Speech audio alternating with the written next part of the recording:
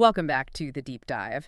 Today, we are digging into some really fresh research, stuff that seriously challenges the usual story we hear about advanced generative AI. Right. You hear so much about how close we are to AGI, this intelligence explosion. Exactly. But these sources, they're pointing to something quite different, a deep systemic weakness, even in top models like GPT-4. And it's about their connection to the real world, or lack thereof. Yeah, it's this inability to, ground abstract language in the messy reality when you actually need them to do something reliably. We're really looking at this chasm between the AI generating perfectly fluent, plausible-sounding stuff. Sentences that sound completely right on the surface. But then it just fails to connect that language to, well, meaningful context-specific actions or understanding. It's not just grammar, right? It's about what words mean physically, situationally. And we really need to hit the numbers right away because, honestly, they're pretty startling. Okay. So researchers put GPT-4 through these specific tests, constrained evaluations. Right, testing its ability to follow instructions in a context. Precisely, taking abstract commands and grounding them into correct, real-world actions. And the result? It succeeded. Met all the constraints. Yeah. In just, wait for it, 0.6% of cases. 0.6%. That's almost total failure on core tasks. It is a minuscule success rate. And get this, the other major LLs they tested failed. 100% failure rate. Wow. Oh, okay. So that near complete inability, it really shows that just making these models bigger hasn't solved that old problem. Yeah. The symbol grounding problem. Right. So that's our mission for this deep dive then. We need to unpack this limitation, figure out why amazing language skills don't equal real-world smarts, and then look at this alternative idea they propose. Sophimatics. Exactly. A different paradigm altogether. Okay, let's dig into grounding first. What is it precisely? And why are these huge AI models trained on, seemingly everything so bad at it? Well, the key distinction the sources make is between statistical skill and situated cognition. These systems are masters of statistics. They predict the next word based on, well, unimaginable amounts of text data. That's symbolic abstraction, pattern matching on a massive scale. Right. But they're profoundly limited, it seems, in connecting those symbols to their situatedness, their actual context in a real dynamic environment. So they know the word chair statistically relates to sit or table. Yes, but they don't intrinsically get the chairness of a chair. Its physical properties, how you'd actually use it in this room for this purpose. That's grounding. It's linking the abstract symbols, the words, to objective reality, to specific real-world goals. That's it, perfectly. So we're basically confusing fluency with awareness. The AI can write a beautiful poem about gravity. But it can't feel itself falling, metaphorically speaking. It doesn't experience the world it describes. And the moment you ask it to turn language into an action, something that needs to be contextually right and physically correct. That's where it struggles. And that's where this idea of affordance grounding comes in. That's a big focus in the recent research. Affordance grounding. Help me visualize that. What's an example? Okay. Imagine a robot arm in a factory. You tell the AI controlling it, pick up the long, thin tool and apply gentle pressure to the blue bracket. Right. Seems straightforward. But the AI has to do several things at once. First, connect the words long, thin to what it sees. That's symbol grounding. Okay. Second, figure out if its grippy can actually grasp that tool effectively. That's the affordance, what actions are possible given the object and the robot's body. Got it, the capability. And third, it has to translate gentle pressure, an abstract concept, into a precise motor command, a specific force in newtons. And if it gets that last part wrong, you could break the bracket, damage the tool. The consequences stack up fast, which is why this is so critical for those high-stakes areas the sources mention. Like automated planning, medical advice, complex, robotics. Yeah, absolutely. In those fields, grounding isn't just, a nice-to-have. It's fundamental for safety. An ungrounded system giving drug dosage advice based purely on text patterns. It's inherently risky because it can't check if its statistically plausible output matches physical or medical reality. Now, some people argue we just need more training data, better instruction tuning. Does that fix this grounding gap? The sources seem pretty clear on this. Instruction tuning helps, yes, but mostly for common tasks. Tasks already well represented in the data. Where the statistical links are strong already. Exactly.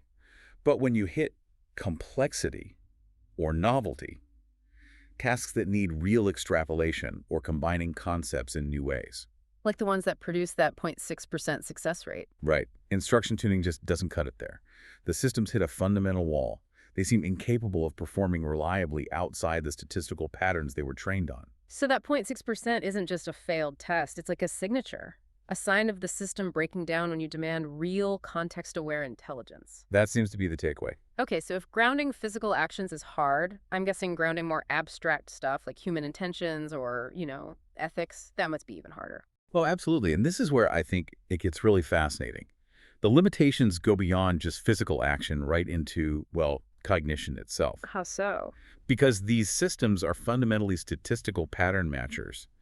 They don't have the underlying machinery, let's say, to represent or conceptualize things like human intentions, goals, purpose, or nuanced ethics. They can talk about them. They can generate text that uses those words correctly in the statistical sense, yes, but they lack any real appreciation for intentionality, the why behind human actions. And the consequence of that is? Outputs from GPT-4, while they sound coherent, can often be totally irrelevant or inappropriate, maybe even nonsensical in context. Because it can't ground its words in concepts that weren't explicitly statistically laid out in the training data, like a specific social rule or a cultural detail relevant just to me, the user. Precisely. It lacks that deeper contextual understanding. This feels less like a data issue and more like a fundamental design problem. Well, the sources argue it points to a systemic issue in how AI is developed. A prioritization problem. Meaning? Studies, like the Musknug one mentioned, show that technical stuff, data size, algorithms, model architecture gets vastly more focus Right, the engineering side. than factors like social context, ethical alignment, integrating real-world constraints early on. So this imbalance in focus leads to systems that just lack judgment, lack a sense of purpose. That seems to be the argument. Yeah. It leads to these systemic defects in handling situations appropriately. And the most obvious symptom of this, the one we hear about all the time, is hallucination. We should probably define that clearly here. Right. Hallucination in this AI context is really the clearest sign of this failed grounding. Okay. It's when the AI generates output that isn't linked to anything factual or real. Cool. It essentially makes things up fabrications, misrepresentations of fact, because its internal linguistic representation isn't tethered to reality. But here's the weird part. Even when the output is clearly absurd, we humans often don't treat it like random noise, do we? No. And that's the huge, maybe unintended consequence of the AI's fluency. Because it sounds coherent, it sounds intelligent. We assume it is. We tend to impute rationality to it. It's what philosophers call adopting the intentional stance. We act as if the AI has beliefs, intentions, purpose, as if it means what it says. Even when it's just hallucinating. Exactly. And that's incredibly dangerous in critical fields. Imagine a lawyer trusting a made-up legal case from an AI. Or a doctor acting on a medical suggestion based on non-existent data. Oh, wow. The AI's failure becomes a massive real-world liability, precisely because the human user assumes a level of grounded understanding that just isn't there. So the ways we usually think about analyzing system behavior, the physical stance, the design stance, the intentional stance, they actually mislead us here. The sources suggest they're insufficient, yes, because they encourage us to project human-like cognition belief, motivation onto systems that fundamentally lack it. They don't capture how these systems fail on those core concepts. Right. We need better ways to interpret these systems, ways that reflect what they actually are. Incredibly powerful pattern-matching engines, not truly cognitive situated agents. Okay, so we've covered physical grounding, intentionality, but there's another big piece, time. How does generative AI handle the dimension of time? Temporality. Another major hurdle, according to the research. Think about how complex time is in human language. Okay. We constantly track sequences, cause and effect, when things happened relative to other things. Evidential relations, contingent relations. How one event depends on an earlier one. Precisely. Generative systems, trained largely on static data snapshots, really struggle with this dynamic aspect.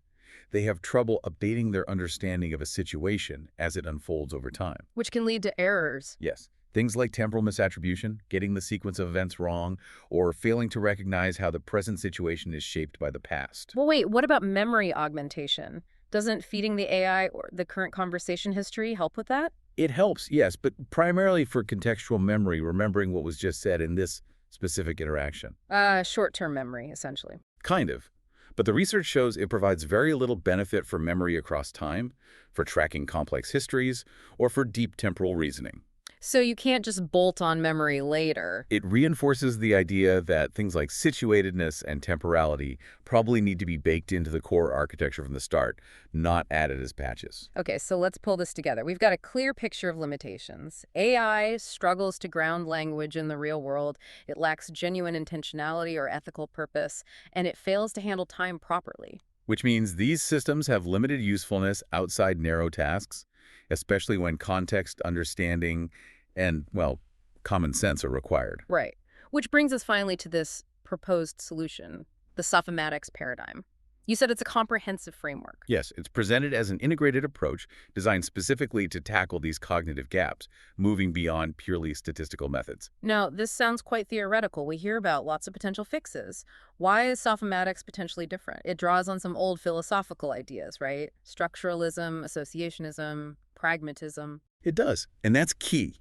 It's theoretical, but aiming to be deeply systemic. The idea is to combine the strengths of different approaches. How so? It takes symbolic elements like explicit rules and structures, drawing from structuralism, Okay. combines them with connectionist strengths, the pattern learning we see in current AI linked to associationism, Right. and critically integrates contextual reasoning, the idea from pragmatism, that intelligence has to be tied to successful interaction with the actual environment. So it's a hybrid, trying to get the best of symbolic AI and connectionist AI, plus grounding. Essentially, yes, to create an architecture that can learn patterns, but also follow grounded rules and adapt to real-world context. What are the key principles that make Sophimatics different in practice from how AI is built now?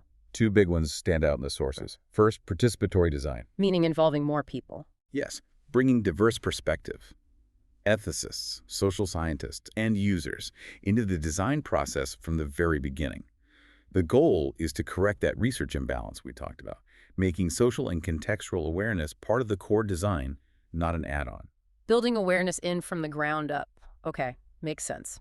What's the second principle? The second is that it aims for a preemptive, systematic solution within the architecture itself, As opposed to? as opposed to what often happens now, building the giant statistical model first, and then trying to add reactive fixes, alignment techniques, ethical filters after the fact. Trying to patch the problems later. Exactly. Sophimatics proposes embedding explicit representations of things like intentionality, purpose, and ethical guidelines directly into the AI's cognitive architecture from the start. So trying to build a system that is inherently more grounded and aware, not just a better text predictor with some safety rails. That seems to be the ambition, constructing a more genuinely cognitive, situated system. Okay, so recapping our deep dive today.